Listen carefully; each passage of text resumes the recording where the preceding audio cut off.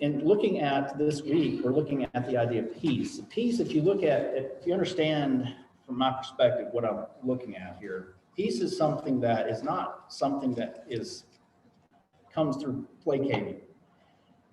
As I said in Bible class, we're not called to be peacekeepers, we're called to be peacemakers. And this is what God wants us to become. And sometimes we have to realize we're in situations that may be dangerous, explosive type environments. And there are times when we know going into the situation that we're sitting on a powder keg. I don't know if you've ever been in a situation like that. I'm sure you have. And all of us, maybe we got through it the best that we can, but we're going to look at today, this morning, Abigail, and the story with Abigail, Nabal, and David. And we're going to see in here the intelligence and the wisdom that Abigail used in diffusing this situation the best way possible. So when I say this, I'm clarifying it before I start so people don't get the wrong impression. These things are related to the powder keg situation. It's not necessarily how you would approach any time you would have any kind of discussion with anyone where you need to try to resolve things between each other. That may not be applicable to that. And it's certainly not applicable to the situation where you find someone who is in attack mode and is ready to do something to harm you. You don't just say, hey, I have 7 steps to go through before you can attack me. Obviously, you get out of the way. As taking martial arts, I actually won entrance into the class, my first lesson, because I answered this question. I said, where's the best place to be? What's the best maneuver whenever someone is attacking you? And I said, don't be there. And that's exactly the right thing. If you're in a situation where it's dangerous, get out of there. You don't have to sit around and take anything. This is not about being a doormat or something like this. So please don't come to me and say, you're teaching people to be doormats. I'm not. But when we get into this story about Abigail and Nabal, you'll see exactly why, if you don't already know, why people might think that. Abigail was no doormat. I want to say that Abigail was acting in her own and in her sons and all the men that lived with and worked with her husband. Those are the people that she was concerned about the most. Keep that in mind as we go through. And I'm not going to read this, but I want you to go with me in 1 Samuel chapter 25 and notice some of the things that are here so that we can make sure we kind of have a good grounding in the story. Whenever I started thinking about this, I put together my idea of, okay, this is what I want to accomplish, this is what I want to have to be said, and my next thought was, what passage is going to tell this the best? And this one actually came to mind first, and I dismissed it. I didn't want anything to do with it because I thought there's just a little bit in there. I hadn't read it in a while. I said, there's not very much in there at all, and I don't know if I'm going to be able to get anything out of it. Oh, was I ever wrong? And I decided later to go into it and look, and then I realized there's a whole chapter, and I didn't realize that. So there's a ton of things here. And I have about 3 hours worth of things to talk about, and obviously I'm not going to take that long. So I'm going to jump into it. These things are going to go pretty quickly, but I hope that you can see what's happening. But if you look here in chapter 25 of 1 Samuel, it talks about a man in Maon whose business was in Carmel. That's 2 or 3 miles apart. And he was a very rich man. The emphasis there is that he was very rich. He had 3,000 sheep, 3,000 goats, and he was shearing his sheep in Carmel. So this is important backstory, so we understand what the situation is. Here he is shearing his sheep. This is payday. This is when he makes all of his money for, a lump sum of money, because he's shearing it and he's going to be selling it. This is a very good time for him. And it says that the name of the man was Nabal, and the name of his wife was Abigail. She was a woman of good understanding and beautiful appearance, but the man was harsh and evil in his doings, and he was of the house of Caleb. When David heard in the wilderness that Nabal was shearing his sheep, David sent 10 young men, and David said to the young men, go up to Carmel, go to Nabal, and greet him in my name, and thus you shall say to him who lives in prosperity, peace be to you, peace to your house, and peace to all that you have. I've heard that you have shearers. Your shepherds here were with us, and we did not hurt them, nor was there anything missing from them all the while they were in Carmel. Ask your young men, and they will tell you. Therefore, let my young men find favor in your eyes, for we come on a feast day. Please give whatever comes to your hand to your servants and to your son David. So they did this, and I'm just going to kind of paraphrase from here. They came to him, and they told him exactly what had happened, and they said, please ask your servants around to verify that this is true. This is what happened. And when they were with us, and he was actually downplaying from what we see from the language that's used in the description, and also what Abigail said, he was downplaying exactly how much they did for him. He was kind of under-exaggerating, if you want to put it that way, because that's his mindset. He has a very humble mind. But turns out when they were in Carmel, this is when they were there. At this time, David is not there. He's about 20 miles south of there, at least. I had trouble finding it on the map as far as being able to map it out, how much of a distance. It's a long way away. But he heard about them shearing, so he sent the young men there to receive food because it's a feast. Now, there are about 600 men that are with David at this point. Remember, he's been running from Saul, and he's been kind of collecting a ragtag bunch of soldiers. Now, they were not wimpy soldiers by any means. They were in formidable force. But they just kind of came from all over the place. They gathered to him because they heard of him and his righteousness, and they heard about what Saul was doing to him, and they came to him. So there's 600 men at least, and these are warriors, and there are other women and children and other men there as well with him who are probably not the warrior types. And so they're all together. There's a lot of people involved, and now this is part of the feast day. He is not going to go to Jerusalem for the feast. I don't understand all that yet. It could be because of the temple situation. It could be because Samuel just died. It could just be because they haven't really set him up in a while to do those things. But they are going to be observing one of the feast days, 3 Jewish feast days, evidently, whether it's here. And they needed some supplies. They depended on people around them for supplies. And so David now sent these men, and David feels like they owe him, or Nabal owes him, because while they were in Carmel, David's entourage and Nabal's men, the workers with their sheep, formed some kind of a bond. And in fact, not one thing bad happened to Nabal's people while David's men were around. They protected them. It says that they were a hedge around them. They protected them. They made sure no one stole anything. They made sure that they were safe, which is a very big deal. And evidently, they built a close relationship so that David felt like he had some kind of a claim to go to Nabal and said, hey, you never paid me for this, but I need something. And of course, Jewish hospitality in that area of the world is famous for, if they have a request and you have extra, you give them whatever they ask. And so this was something that they came to Nabal with every expectation that they would be able to receive from him. And he said, I don't even know who David is. How do I even know that this is legitimate, that this is real? And in fact, he said any kind of upstart man could just start his own army and break away and become a traitor, basically, against Saul. And why should I help everyone just because they decide they want to take things on their own? And he sent them away with nothing. Now, he insulted David greatly because he should have known who David was, considering the protection. And it was easy enough for him to turn around to a worker and say, what do you know about David? He could have learned everything he needed to learn at that point, but he chose not to. And the reason was because he didn't want to help. That was the whole reason. So they went home and they told David, this is what happened. And David loaded up with 400 soldiers, and he marches up toward Nabal. He is going to kill everyone. It's already, by the time Abigail hears about it, some servants went and told her what happened.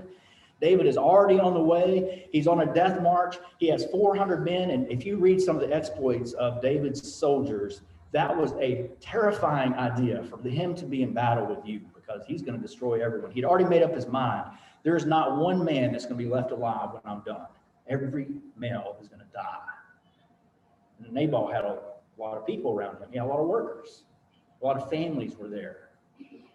And so Abigail then hears about this, and she throws a bunch of things on a donkey, and he loads them up with cakes, raisin cakes, and all kinds of fig cakes, and all kinds of things, where he is, and he's on. Then she travels. It says going under the hillside so that Nabal can't see what's going on, because Nabal's a rascal, and he would have been upset. And so she goes, and she's going to meet David on the way. She hides, and she kind of skirts around a hill so that Nabal can't see where she's going. And on the way, she meets David. She just happens to meet him. And then she walks up to him. She approaches him. And I want you to notice the words. We're going to read this because I want you to see what she says. And we're going to come back and analyze it a little bit. These 7 ideas, 7 steps, I guess you could say they're steps.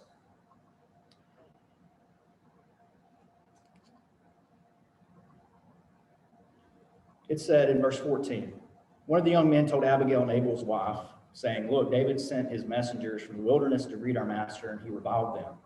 But the men were very good to us, and we were not hurt, nor did we miss anything as long as we accompanied them when we were in the fields.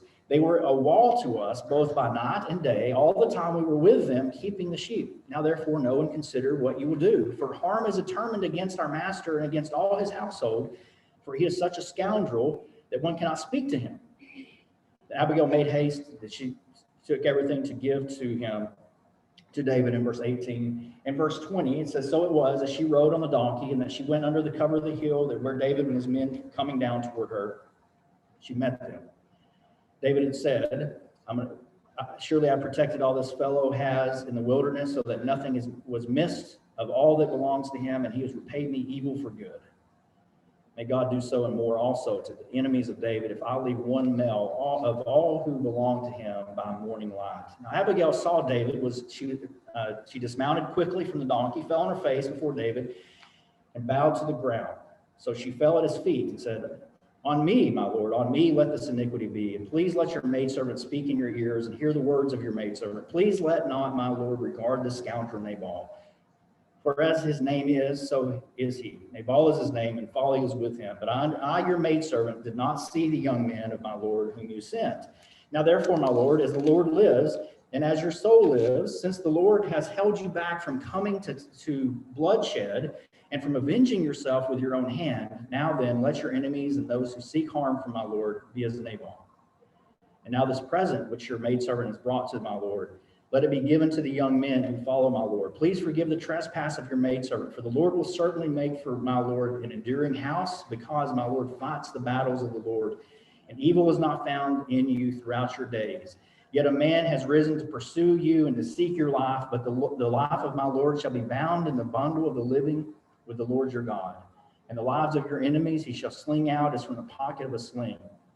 And it shall come to pass, when the Lord has done for my lord according to all the good that he has spoken concerning you, and has appointed you ruler over Israel, that this will be no grief to you, nor offense of heart to my lord, either that you have shed blood without cause, or that my lord has avenged himself.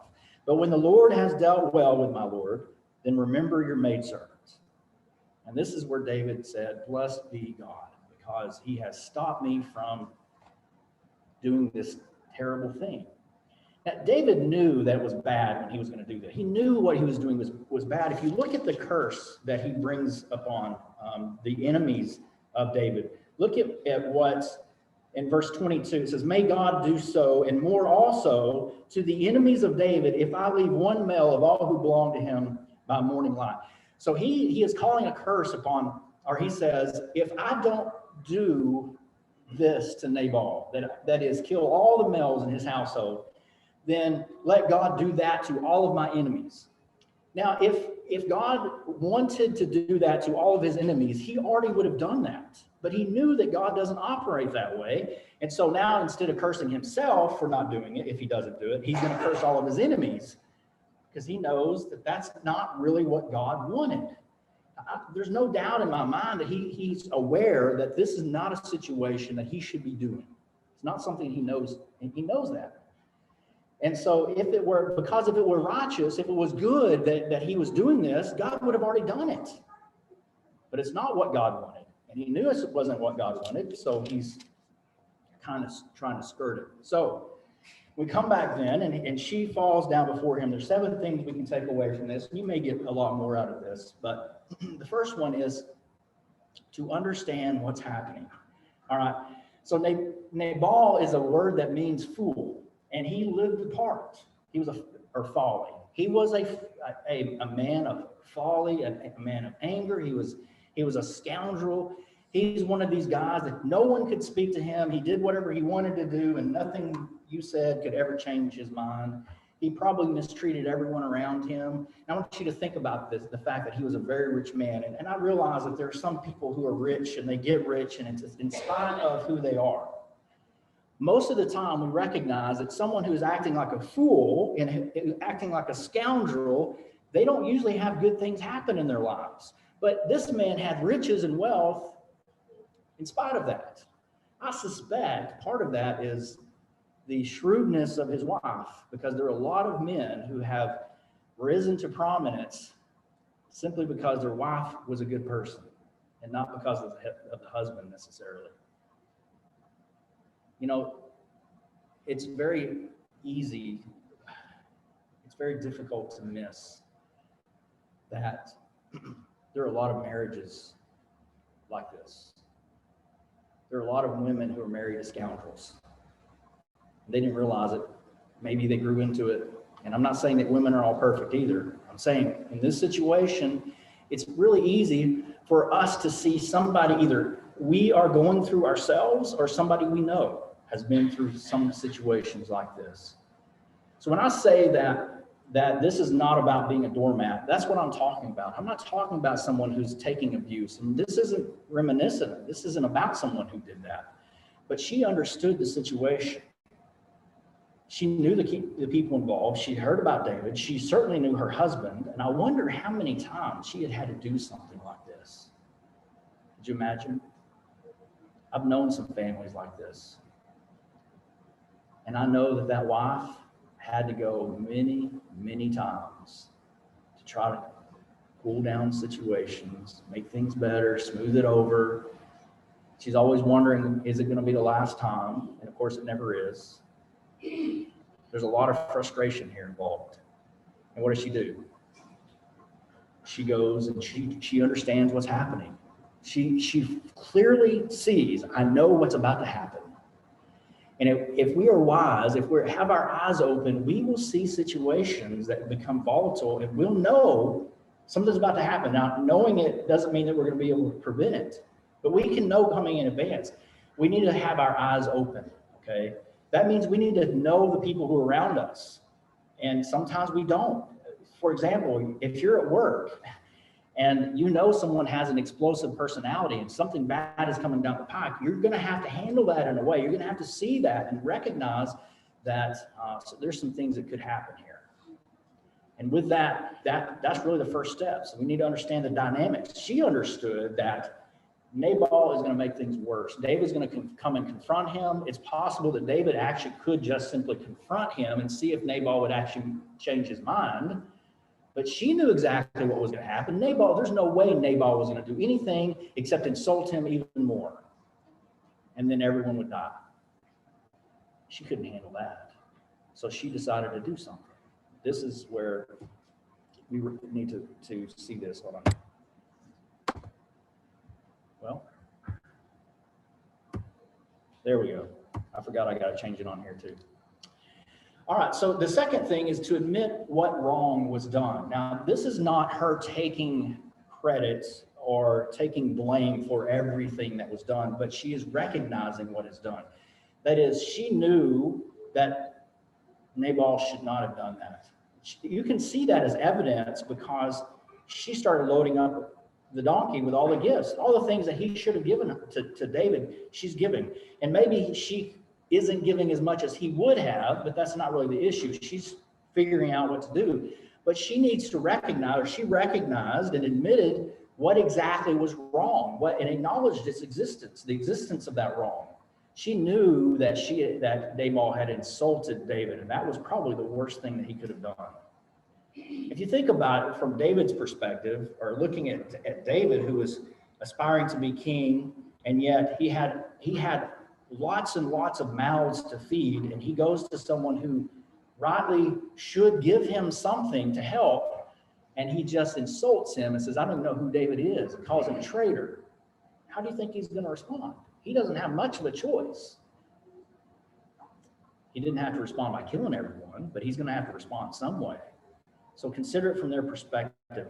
What do they perceive to be the issue? If you're facing a situation that's volatile, you need to see the other side of this.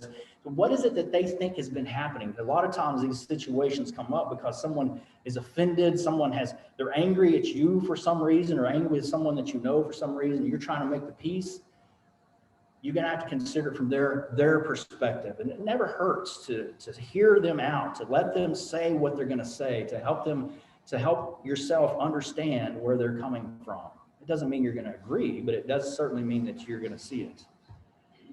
The third thing we can see here that she did was to accept guilt where we can. This is what she did. Did you notice what she said when she fell before him? She said, on me, let this iniquity fall.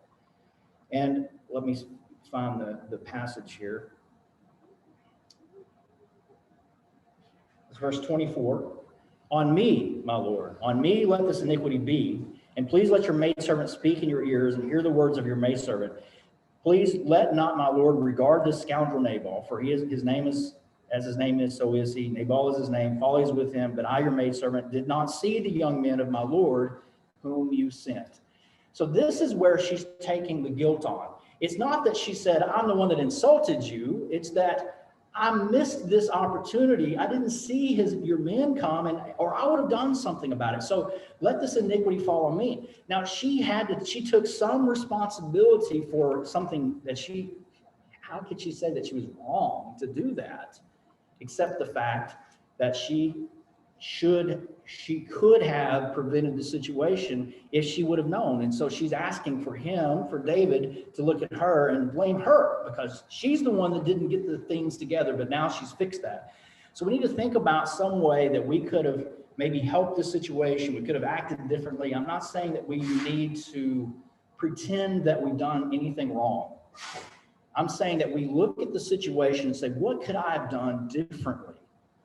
And then that will help diffuse the situation. This is actually a marvelous idea on her part, statement for her, because he knows that there's no way he's going to put all the iniquity on her for not knowing that somebody came asking for stuff, right? How can he blame her for that? But you see that since she's asking for that, he's looking at her and she's admitting blame and she wants to take some of the blame. It's going to diffuse the situation a little bit. He's not going to be as harsh toward her. He's also taking his mind off Nabal, who he wants to kill. And he's putting it now because she's saying, listen, what I've done. I know he would be confused. What have you done? And then she explains, I didn't see your men, or I would have given them some. See, this is where we can do it. I'm not, like I said, again, I'm not saying to invent guilt that's not there. But if we can find a way that we can say, I think I may have been a part of that. This is what I could have done better. We're already beginning to help to ease the tensions that are built up. This is very effective. In fact, you should try it. This is one of the things that in customer service is a lot of businesses will teach. They tell you to start finding things to apologize for, that you're finding things to not just placate, but I should have done this differently. I could have done this, and I'm sorry. That is part of what she's doing here. Accept the guilt where you can. Fourth is fix the problem as best that you can. As soon as she figured out what was happening, it didn't take very long at all for her to know, I can see the future. I know exactly what's going to happen. I've got to fix this right now. And so what did she do? She put everything together and she started doing what Nabal should have done in the very beginning. That is, give him some supplies. And David didn't say, give us everything you had. He said, give us what seems best for you. And so we can surmise that he had a lot of things. She took some of them and went. Now it's interesting that she did it that way. We need to offer solutions. We need to pay what is owed. If we owe it, we need to find some way to make some kind of headway in doing what that person felt like we should have done in the first place, especially if we're in the wrong. We've done something that is wrong. Fifth, then, is to appeal to a moral code. And this is another one of those brilliant things that she did. She started looking at and appealing to him based upon what he knew. Look in verse 26. It says, therefore, my Lord, as the Lord lives and as your soul lives, since the Lord has held you back from coming to bloodshed and from avenging yourself with your own hand, now then, let your enemies be, and those who seek harm for my Lord be as Nabal. Notice what she said here was that the Lord has held you back from coming to bloodshed, from avenging yourself. This is something that she knew that was wrong, that he should not be avenging himself. And thankfully, he knew it too, that he needed to make sure and not avenge himself so that God would do the vengeance for him.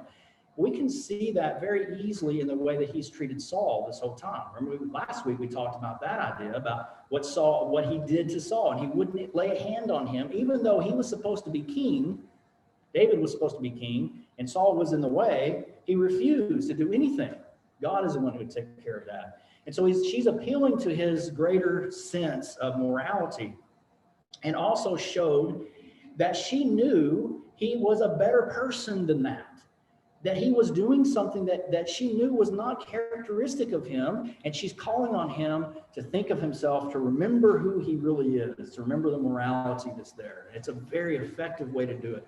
We're calling people to a higher standard when they do that. This can help diffuse the situation. You want to make sure you're careful in how you say the things that you say, but here it says, she's assuming that it's already stopped. It says, God has prevented you from doing this. Now that may make him take a step back. What he hasn't prevented me from doing, I'm still doing it. That could have been what he said, but he considered what she said and considered about the morality. And there's even more to say about that. We'll get into it in just a minute. The sixth one is to ask for forgiveness. Doesn't mean you're asking for forgiveness for things you didn't do. This is asking for forgiveness of what you did do. So how you were involved, in what situation, what scenario, you could have done things differently. There's nothing wrong with asking for someone to forgive. And the interesting part about that, the reason that's so effective is because if I forgive someone of something small and minor, it puts me in a better mood and better mindset to actually forgive someone else for something bigger and more stupid. Because it gets me in that mind, it takes me out of, it's very difficult for you to be in fierce, wrathful anger and at the same time forgive someone for something. You can't do that. So it changed his mindset when she asked for forgiveness, and it helps a lot. Now, if you ask for forgiveness for something that you've never done and it's obvious you are no part of this in any way, you can't ask for forgiveness. If you hear about someone that lies, you can't just go up to the other person who was offended, who was lied to, and say, oh, would you please forgive me for his lie? You can't do that. You had no part of that. So this doesn't apply to that situation. But if you were there and you didn't say something, you could go to that person and say, you know what, I should have said something, and I didn't, and I'm sorry about that. We're taking responsibility for where we may have failed, and we're looking for forgiveness for that. And that is such an important thing. And not only does it show the humility that we have, which allows them to forgive us, but it also puts them in the mindset of forgiveness so they can start calming down and cooling down their situation. And the last one then is to appeal to a view of the future. And this, I love this one so much. Look at what she says in verse 28. Please forgive the trespass of your maidservant, for the Lord will certainly make for my Lord an enduring house, because my Lord fights the battles of the Lord, and evil is not found in you throughout your days. And even though she describes the people who have risen up to pursue and seek his life, the life of my Lord shall be bound in a bundle of the living with the Lord your God, and the lives of your enemies shall he sling out as the pocket of a sling. And it will come to pass when the Lord has done, my Lord, according to all the good that he has spoken concerning you, and appoint you ruler over Israel, that this will be no grief to you, nor offense of the heart to my Lord. either that you've shed blood without a cause, or that the Lord has avenged himself.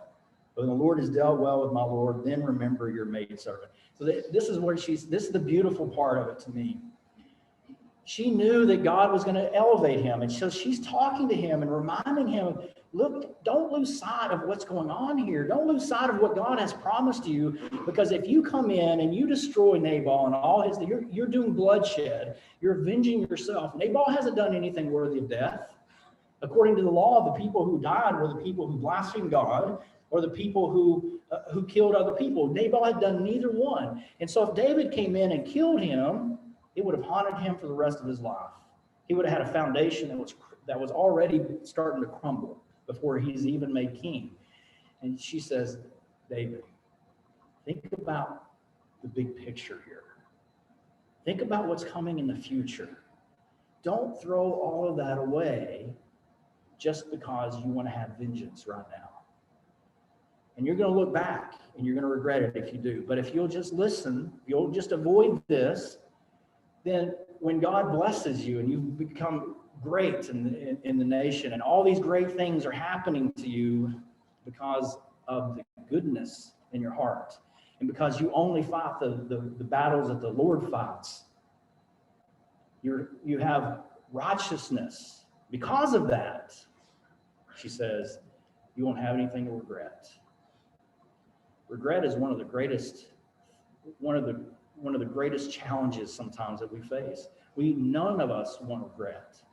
So she's appealing to him to avoid that regret and to make sure that he doesn't lose track of what happens. And then she says, she's so confident that this is going to be what his end result is. She says, and remember me. When you get to that point, remember me. He actually did remember her right after this, because after this, he repented. David repented, decided he wasn't going to kill her. He praised God, kill Nabal. And he decided that this was enough. He went home. Everything was good. That evening, Abigail went to Nabal and was going to tell him what had happened, but he was drunk. He was partying because his payday. The next morning, she told him what happened, how he narrowly escaped death. It says his heart became like stone. And in a few days, the Lord killed him. So he got what David was going to give him. And David saw this as punishment that was deserving. And David didn't have to lift a finger. And then when he heard about it, he sent and took her to be his wife, along with a couple other ladies. And that certainly messed up. But up until that point, you can see what a beautiful lesson this is. It's not about placating.